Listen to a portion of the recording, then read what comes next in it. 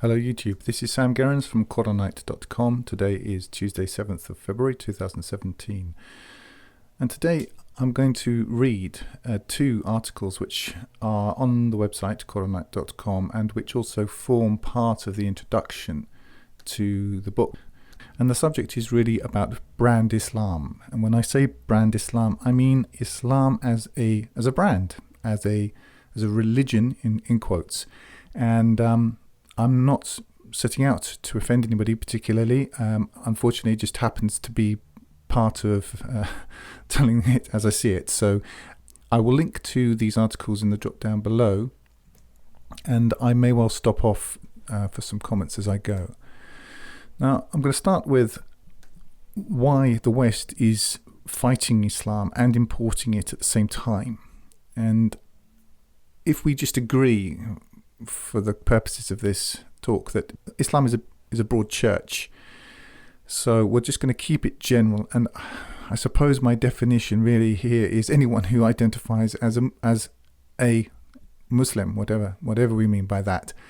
Really, it's a cultural and actually a national and genetic process, and there are reasons why this is being imported into the West.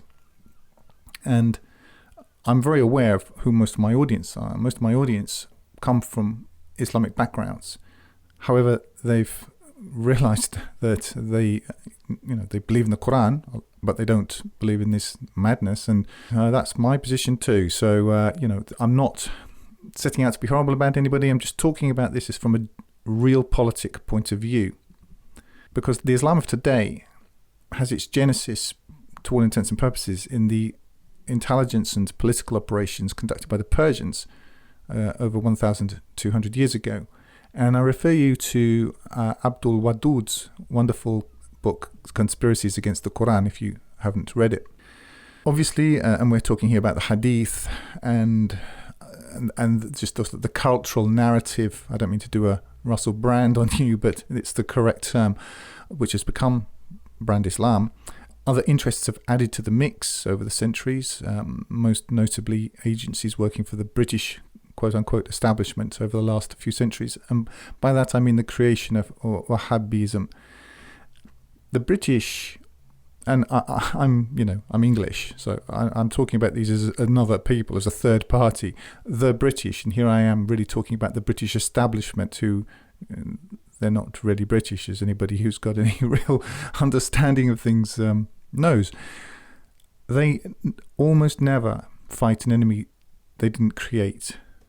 Communist Russia taught me that, going to Russia at the end of the Cold War and seeing that fundamentally the same people were in charge there as are in charge here. If you look into Victor Rothschild, the fifth man, it was always one thing. The idea of a Cold War, a them and us situation then, it was just a farce. And what we're going through now is a farce as well. What they're doing is they're going from third generation warfare, where you're standing off, where you've got one party on one side, as it were, of the field and another party on the other side of the field.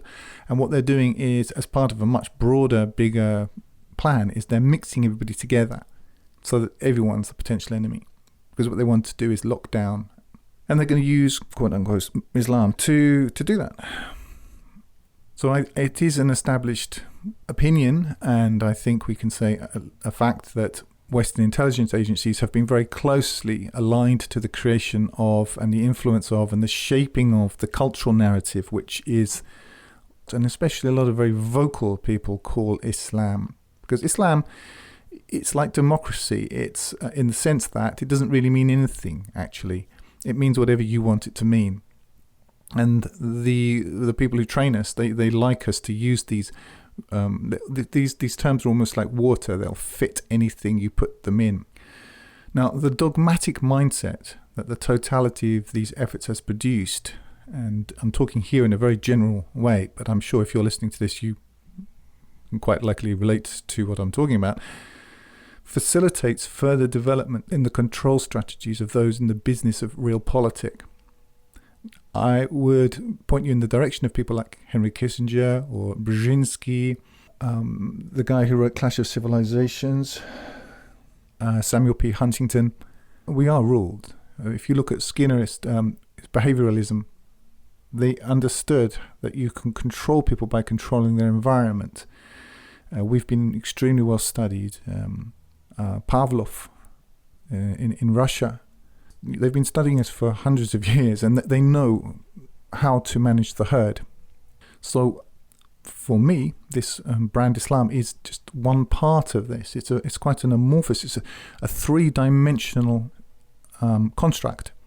And for you and for me, being educated as we were by a system which they gave us, the Rockefeller Foundation, they gave us this system, the Prussian School of Education, which is basically, you may not know this, but the Prussian method of education, which fundamentally all of us go through, was designed in order to train young boys to be so mindless that on command they would go over the top in the trenches into oncoming machine gun fire. That's the actual reason. It was designed to create morons. So if any of us can think after the mind job that's been done on us, that's really amazing. It's testimony really to the spirit that God puts in man that has an inclination toward truth. Now, currently, some of the more repugnant aspects of this religion known as Islam have seats at the high table of special privileges in Western countries. And if this were not useful to the ruling elite at this time, it would not be the case. Now, as an aside, a lot of people get very angry on either side of the quote-unquote or what I call brand Islam question. This is really a secondary or even unimportant question because we're being played. This is a drama. If you want a really good understanding of how it works, just read the protocols of the Elders of Zion, and please don't write to me and tell me that I'm this, that and the other. I don't care what you think about their origins. I just refer you to their contents. So this foreign influx into the West, how is this useful? Okay, so what we're really dealing with, in my considered opinion, I have absolutely no time for democracy. I think it's a farce. It's not even a very good one. And they're destroying that now. They're destroying even belief in the farce. And there's a reason for this, in my opinion. It's because they want people to be so bored and so cynical about it all that open tyranny, which is what they want, it seems like a reasonable option. That's the phase we're going through now. We've had 40 years of insanity, of liberal madness, immorality, lunacy, leading toward, or certainly pointing toward pedophilia, which is where they're going. And now we're having the antithesis, which actually interestingly agrees with the liberals on some of the key points. You notice they won't argue certain key points. They accept part of the liberal narrative as binding, but they've got this sort of right-wing facade. At some point, that's the antithesis. Then they're going to meld these two together, and they're using Islam as one of the factors in it. Partly because it's quite easy to direct. It's not characteristic of this brand of personality for there to be much critical thinking involved. So it's what's called in real politics, it's called a blind force. If you look up Luc Le Bon, who wrote a book called The Crowd, I read it in Russian, so I don't know in English, but he talks about in the blind masses and how people operate in a mass, in a crowd, whether it's the football supporters, a large body of people who are tied together by racial, cultural stories. It's very easy to control. And the people at the top of this, they know this. This is what they study when they're at school. They don't do what we do. So how is this useful? To continue with the article.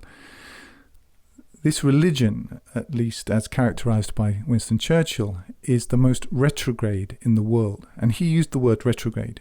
Retrograde means backward. Now, I don't say that he was right exactly, but I can say that according to my own observations, it is emotionally driven and lacking in self-criticism, reflection, or any habit of objective analysis. And most of the people who come to my channel and who support me and like my work and study it, I think they agree with that, and they come from that background themselves. And I have talked in other talks about my original background, etc. And I'm going to get into some of that later in this talk. So this isn't about pointing fingers. I'm just trying to get an objective analysis. If you don't understand the problem, you're never going to get to a solution.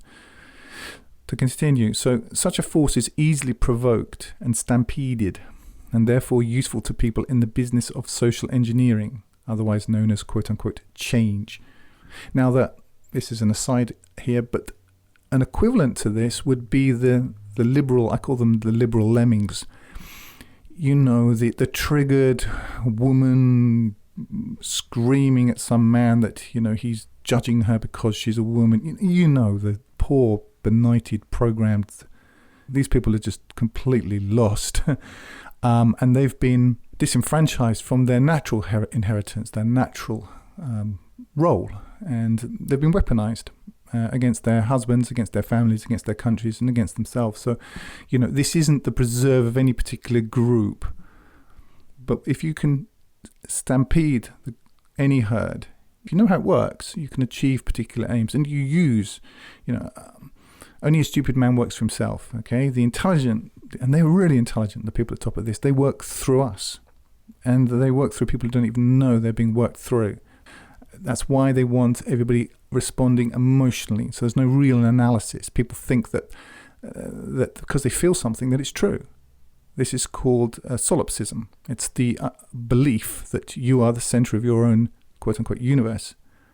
And people write to me all the time with their feelings, dressed up or experienced as opinions, experienced as something based on fact, and objectively they're not. It's not just that I disagree with them. I mean, I do disagree with them, but there isn't really anything to disagree with, because you can't disagree with a feeling. But they don't call it a feeling, but it is. And that's why we've been pushed towards this. This is what Common Core maths is all about. It's about stopping people from being able to analyze, being able to think, being able to reason logically. The Quran says, why do they not reason? Are there locks in their hearts? Reasoning is a habit, and it's something you have to learn to do. To continue, at the same time, the ruling elite is focused on destroying so-called Muslim countries. More specifically, on destroying those so-called Muslim countries which do not have a central bank. And it has to do this, not because it cares much about what Muslims consider to be their religion, but because it cares very much about promoting cultural degradation on all fronts, about uniform subjection to its banking and indoctrination systems, and about the creation and direction of useful and manageable forces within its larger scheme. The result of the killing on the ground in said countries, and I'm thinking here, Syria, Libya, Iraq, etc., etc., etc., naturally is one of the factors driving Muslim immigration into the West. And as an aside, it's quite understandably a factor driving young people, young men in particular, but not only, into factions, quote unquote, called terrorism. If your entire family had been bombed, how would you feel? Again, it's an emotional response and a highly understandable emotional response, but emotional responses aren't really helping us, so we need to think beyond that. I'm not even holding to a right or a wrong here. I'm just explaining my take on how the mechanism works. To continue, such a policy seems counterintuitive, and here I'm talking about bombing Islam and importing it into your own country, to those trained in linear thinking by a standardized outcome-based education system. And this is another aside. The point is that you and I, we were all trained in this system. Now, for myself, I stopped going to school when I was 13. I remember sitting there thinking, this is a day prison for children, and I haven't committed a crime. I'm not going anymore. And I didn't really, pretty much. And it was one of my better career decisions, I have to say, because most of the people I know who stopped going to school and who were capable of thought, they actually continued thinking. But I realized, I couldn't have articulated it in this way, but I realized very young that this system was designed, it was locking me in. It wasn't giving me any answers. It was a prison. And it's designed as such. And they want you in this, where you're essentially able to fulfill commands. You're able to fulfill a function, but you're not able to think about where that function may fit into a broader plan. However, for myself, quite honestly, I think it's genetic. I happen to come from a family line through my grandfather they were all admirals. I mean, my grandfather wasn't an admiral, but through his line, it was a navy family, and they were admiral after admiral after admiral. And I just think I've been given, genetically, I've just inherited the ability to think strategically, because I sure as anything wasn't taught this at school, but I'm just fascinated by it, and I've always naturally understood it. You know, when you just know that you have an affinity for something. Well, I've always had an affinity for this. And through my grandmother's line, they were religious nonconformists. So I think through my grandparents, I just got this maybe disproportionate amount of genetic memory. So I am one of those people who, for whatever reason, slipped through this sort of educational, quote-unquote, it's indoctrination, of course, net, and are able to intuit a broader pattern, that this policy allows the ruling elite, and I'm talking here about the importation and attack on, quote-unquote, Islam, allows the ruling elite to advance several mid-term goals at once. Now, among these, I include the long-planned clash of civilizations. And I refer you here to, for example, Albert Pike, who wrote about this in the 19th century. And you must understand here also, this is an aside, that for you and for me, conflict seems undesirable. But within their worldview, the Hegelian dialectic, which is basically setting up one thing and then setting up another thing to oppose it and then crashing them together to achieve a combination or a synthesis of both those two things. It's something that they know works. They're working according to recipes, and there aren't very many of these recipes, but they keep us away from any understanding of these recipes. And really what the media exists to do is to stop you from understanding the mechanism. Because once you get it, you start, well, put it this way. In Soviet Russia, there were two main newspapers, one called Pravda, and Pravda means truth, and the other called Izvestia. Izvestia means news. And there was this sort of intellectual joke among well-educated, in inverted commas, Soviet people at the time that нет правды в известиях и нет известий в правде. And it means there's no truth in the news and there's no news in the truth. Well, that's where we are. I mean, you know, the media is it's a farce, and I think now it's actually opening itself up as obviously farcical with the fake news thing. But what it exists to do is to prevent you from, to put it in simple terms, joining the dots. So among the sort of strategic objectives, and these aren't even long term now, these are medium term, because they're going to wipe out all of the useless eaters. Just look up the Georgia Guidestones if you haven't. But in the meantime, what they want to do is bring about a clash of civilizations. And they also are very focused on debasing the European races, and with a culture of often these retrograde elements. And the reason why they're doing this is because a lot of the factions fundamentally are still fighting the Second World War. And they believe that all white people are basically Nazis, whatever you mean by that, or potentially so. And there's, you know, it's just a fact. There's a large Jewish part to this. It's not that it's entirely that, but they want people that they can control, and they don't want anyone who has a history of being able to think independently. And I'm not saying all Europeans can think independently, but some can. More importantly, we have a history, a cultural narrative, which is Faustian, which is the independent hero standing up alone, using his brain, his talents, his strength, whatever it is, to fight the big ugly beast. The peoples being imported into the West, they don't have that.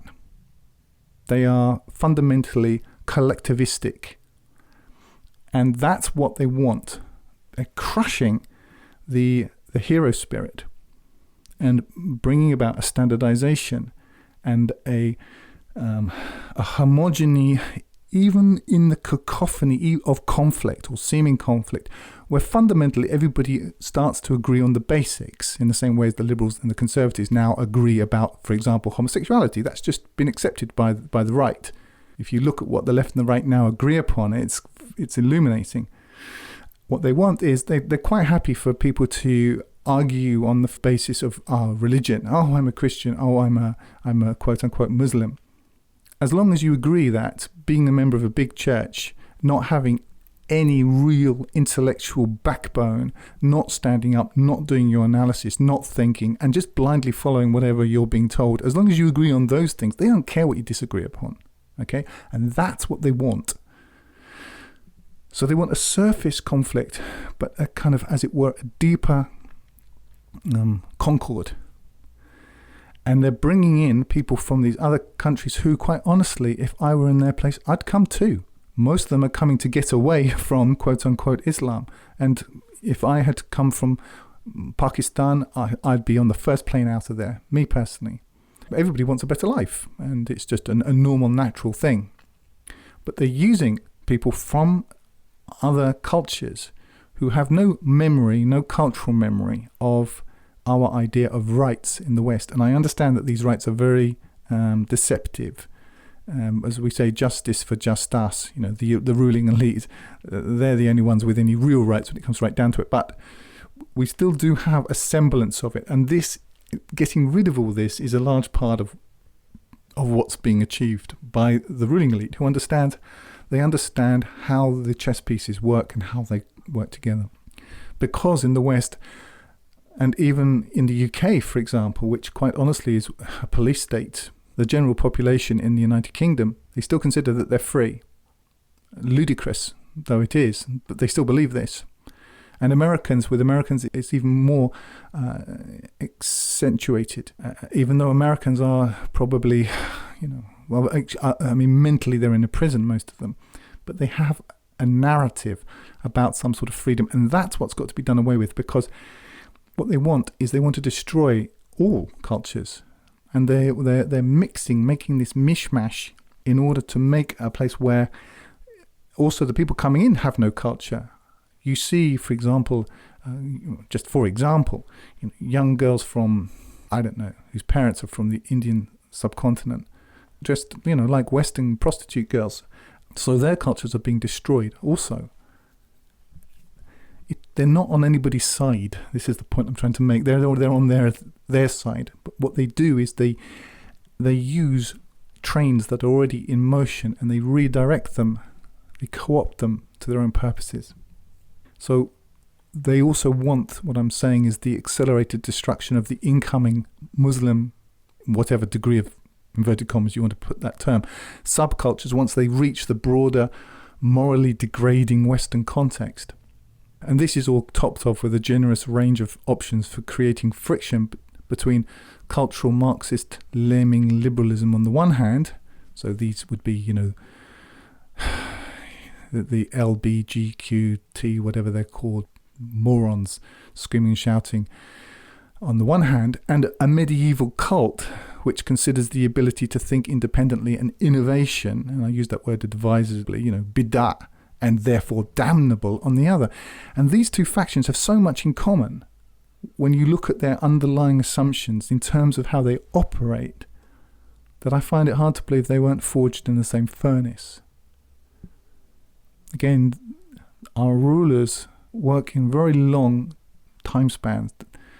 You and I, we plan in a few hours, a few days, maybe a week, maybe a year, maybe a couple of years. But these people don't. They plan in decades and centuries. These are the people they built the cathedrals in Western Europe, or in fact across all of Europe. But those huge cathedrals, Salisbury Cathedral, for example, they were built over generations. The king who started one of these huge cathedral projects, he wouldn't see it finished, nor would his son, nor would his grandson. Maybe his great-grandson would see it finished. Look at how the Jesuits operate. They now have a Jesuit Pope. Pope Francis, he's a Jesuit. He's the first ever Jesuit Pope. Jesuits are functionally Marxist, which will explain to you some of why he's doing what he's doing. To go back to the cultural narrative called Islam, I assume that once Islam has outgrown its usefulness within this iteration of ruling elite policy, the oil-based funding of Western mosques will dry up. At this point, the required condition of chaos will have been reached, and the resulting synthesis will then serve as the thesis or antithesis for the next iteration of policy.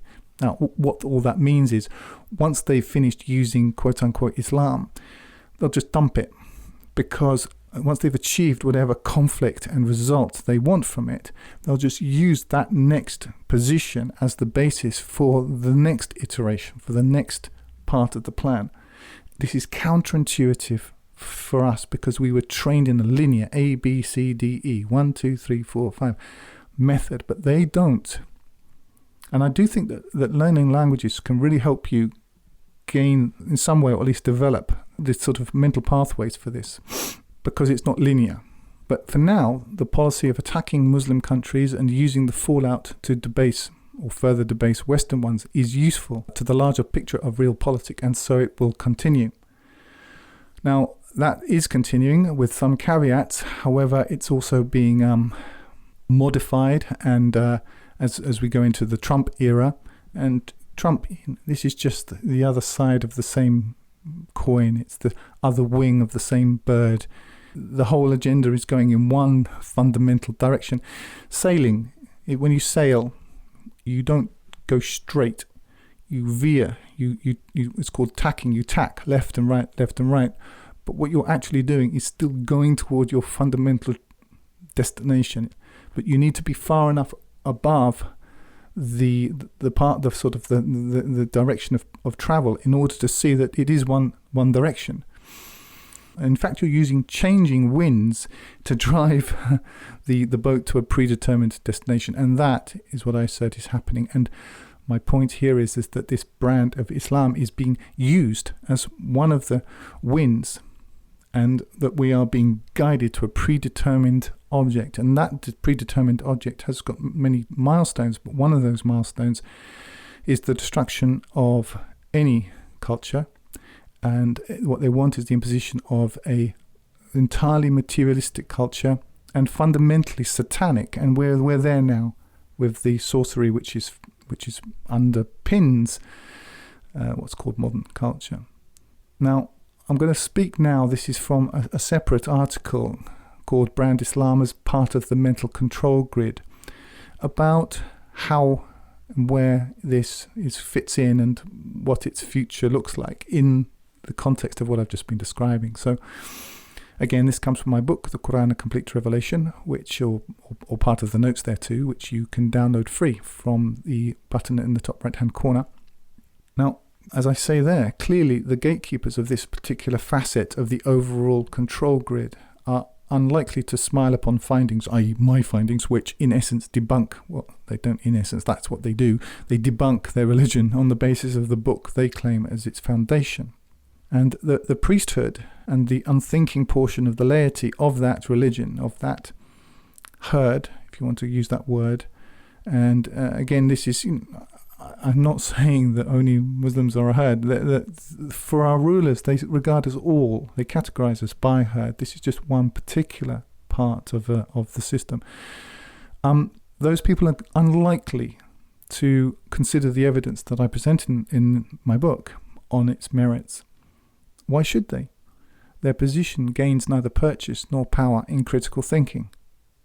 My point is that neither the laity nor the priesthood within this cultural story has any interest in thinking critically or regarding critically findings which pretty much question the premises upon which they operate.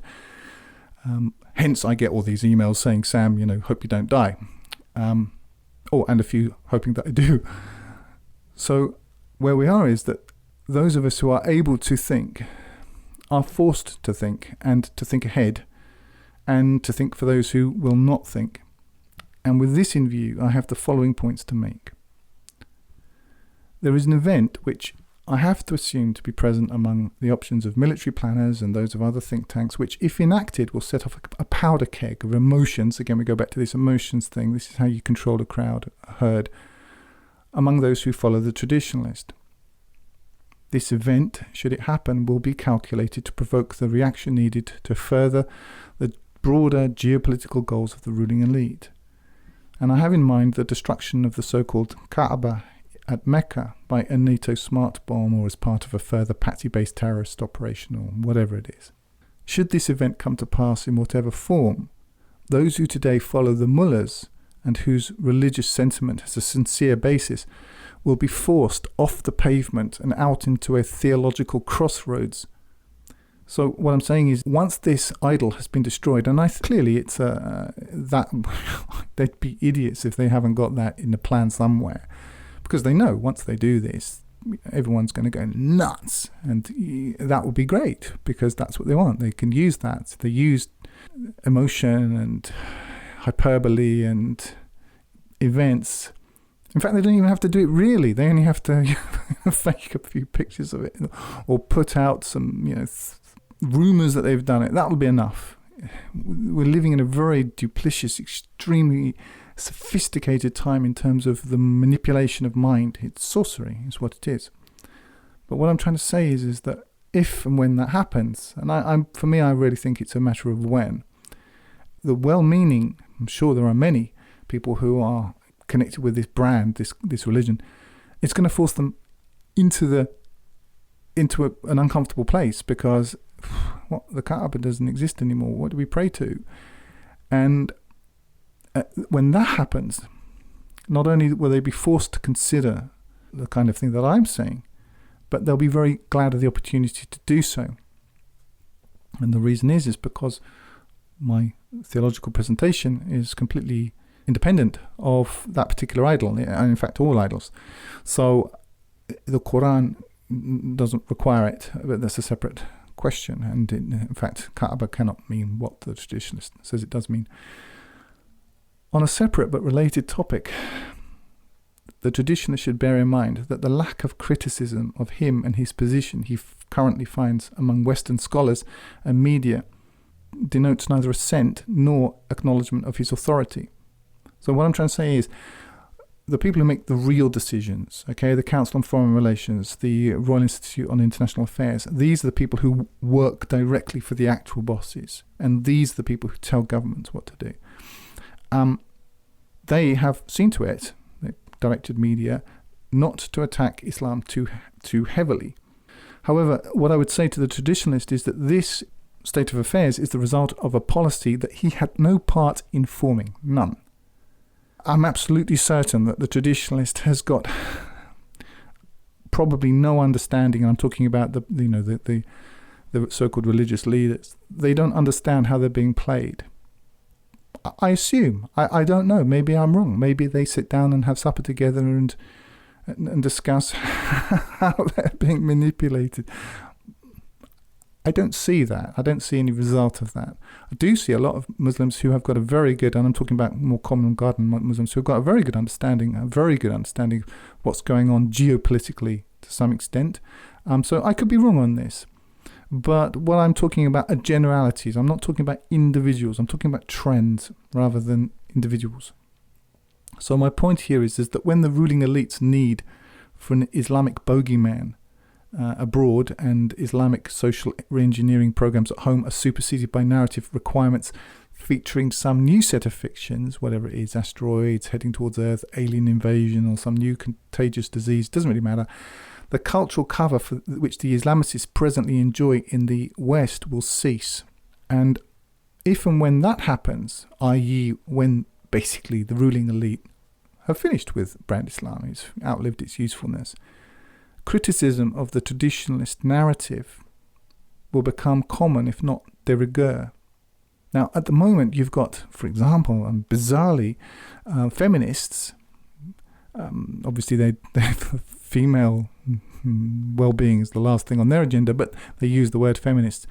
And left-wing liberals are out there defending brand Islam. It's bizarre. You couldn't make it up, but there you are. That'll stop. And what I'm trying to say is that the traditionalists, they've had a very easy ride because they've kind of come in on the coattails of being able to have, you can't criticize them because of racial reasons. You'd be a racist to criticize them. It used to be that you couldn't criticize them for religious reasoning. Now, what I'm saying is that all these things are arbitrary. This cover that you have, these special privileges, are things that are decided upon, at a very high level. Those will start being withdrawn, and what's going to happen is that the traditionalist is going to be exposed. And what will happen, probably, is that he'll just sort of rally round his cultic, pagan, medieval position and get more aggressive, which probably will be the intent. However, what I'm trying to say is that they will stop cutting you so much slack because he didn't get to where he is on his own merits. There's a wonderful film called the story of Walter Mitty, an old film, and Walter Mitty, they want him to get into this house. They want him to break into it. And as he's climbing up the walls, these gangsters are putting their hands out, helping him climb up the whatever it is, the drain pipe to get into this house. And Walter Mitty thinks he got into it on his own skills and merits. No, this is the same situation here. So what they're given, they can take away. So they're going to take away this cover. And the problem for the traditionalist is that his total narrative is both fundamentally and obviously faulty, as anyone with even average critical abilities who's taken the time to look at the evidence will allow. And attacking it, and him, on the basis of the hadith literature has two key features, both of which are rather depressing for the traditionalist. Firstly, it's fun. Just as an aside here, this isn't the main focus of my channel. You could make a whole channel and just attack hadiths all day long. It is quite pleasurable to point out these blinding contradictions, but it's not my focus. I'm not doing this for likes or followers or anything. As I have a strategy, and this isn't a core part of it. But there are people out there who are not like me, and they will do this, and they're already starting. And secondly, this entire endeavor of attacking the traditionalist has a tantalizingly low entry point. There are already entire YouTube channels run by intellectually unimpressive Christians dedicated to little other than bashing hadith. And they don't call it hadith, they call it Islam, and they lump in the Quran with this. But if you look at these, and I've looked at a few, the total impression is of a couple of hicks sitting out in the yard calmly blasting fish in a barrel with shotguns over a few beers with a boar on the spit in the background.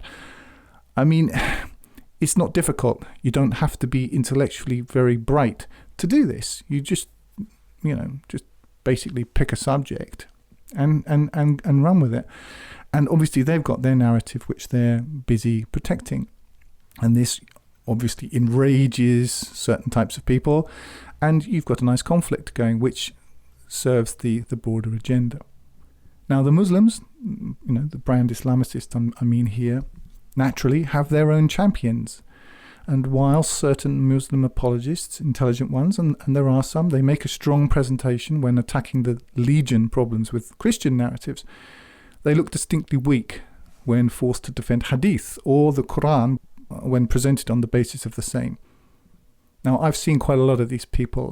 I'm not going to name any names at this point. I'm not here to pick fights with individuals. But, there are these people, they look the part, they've got the little woolly hat and the long beard, and, they say, and all this stuff, blah, blah, blah, blah, blah, salam alaikum wa salam, all the time. And they wear a sort of dress, and they look the part, and they speak quite well, and they know the Bible fairly well, and they'll attack Christianity, and again you've got another conflict going there.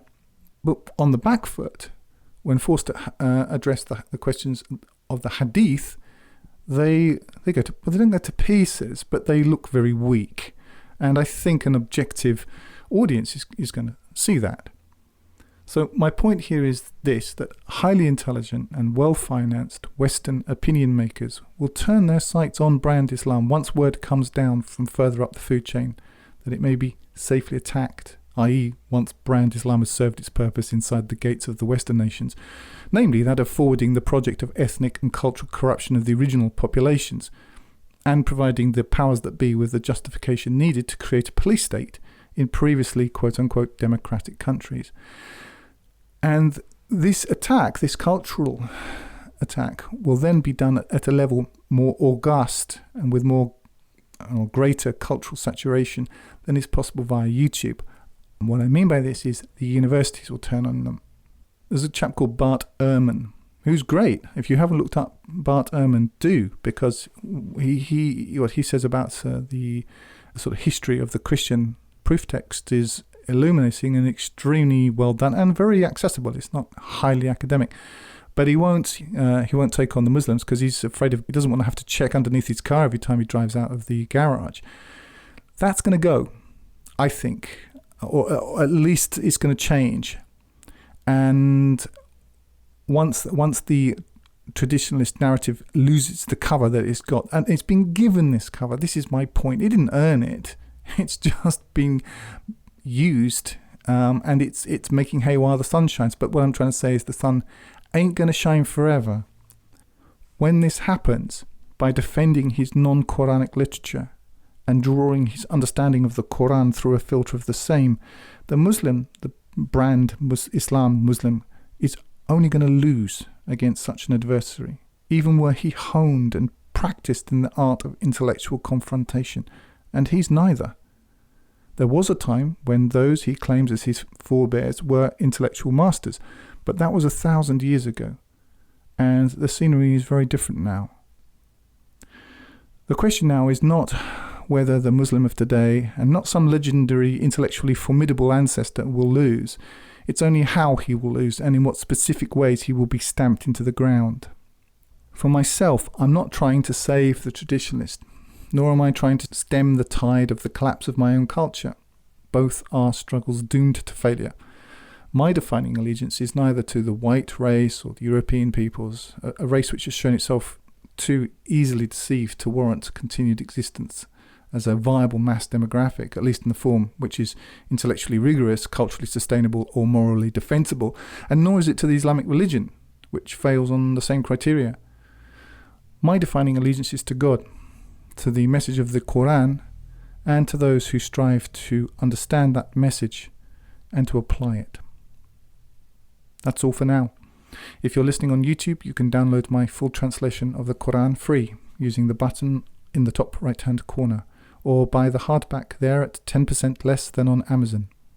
I also encourage you to sign up for the Quranite Plus newsletter on the site to get occasional micro updates. Check my site at skypetalking.com for lessons and more. Like if you like, comment if you have something constructive to say, and subscribe to get more each week. And use the link in the drop down below to donate if you would like to help me keep doing this. And remember, this life is short. Eternity is long. If you want good trees, plant good seeds.